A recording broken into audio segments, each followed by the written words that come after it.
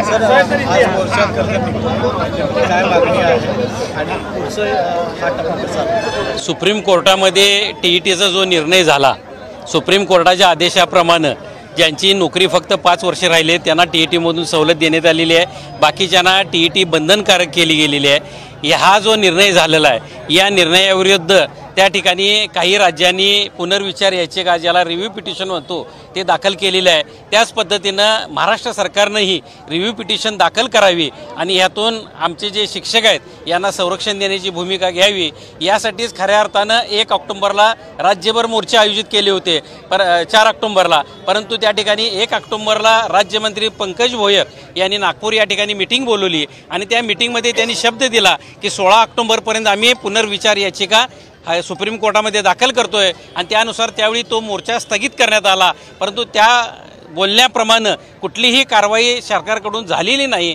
आणि या कारणास्तव त्या ठिकाणी 9 तारखेला राज्यभर मूक मोर्चे आयोजित करायचा निर्णय झाला। परंतु कोल्हापूर जिल्हा शैक्षणिक व्यासपीठाच्या माध्यमातून आम्ही 9 तारखेच्या ऐवजी 8 तारखेला त्या ठिकाणी मोर्चा आयोजित केलेला मूक मोर्चा, जेणेकरून शासनावरती आम्हाला दबाव आणायचा आहे आणि शासनानेही पुनर्विचार याचिका दाखल करावी हीच खऱ्या अर्थानं आमची प्रामुख्याने मागणी आहे। या मागणीसाठीच आम्ही हा मोर्चा आयोजित केलेला आहे। राज्यामध्ये अशी किती शिक्षक आहेत? नाही, राज्यामध्ये जर म्हणला आता कोल्हापूर जिल्ह्याचाच विचार करायचा म्हणला तर जवळपास माझ्या समजुतीनं प्राथमिक शिक्षक हे जवळपास 30,000 शिक्षक आहेत आणि म्हणजे 26,000 शिक्षक आहेत आणि माध्यमिकचे जवळजवळ 2800 शिक्षक आहेत। हे सगळे शिक्षक याच्यामध्ये बाधित होत आहेत आणि ह्या शिक्षकांना खऱ्या अर्थाने म्हणजे संरक्षण मिळालं पाहिजे, कारण टीईटी जी लागू झाली ही आरटी ॲक्ट प्रमाणे 13 फेब्रुवारी 2013 नंतर लागू झाली। त्या पद्धतीनं टीईटी पात्र शिक्षकांना नेमणुका दिल्या।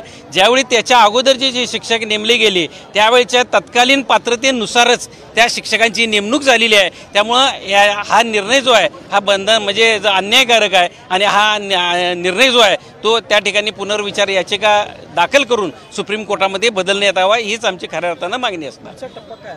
आता पहिल्यांदा मूक मोर्चा काढत आहोत आम्ही।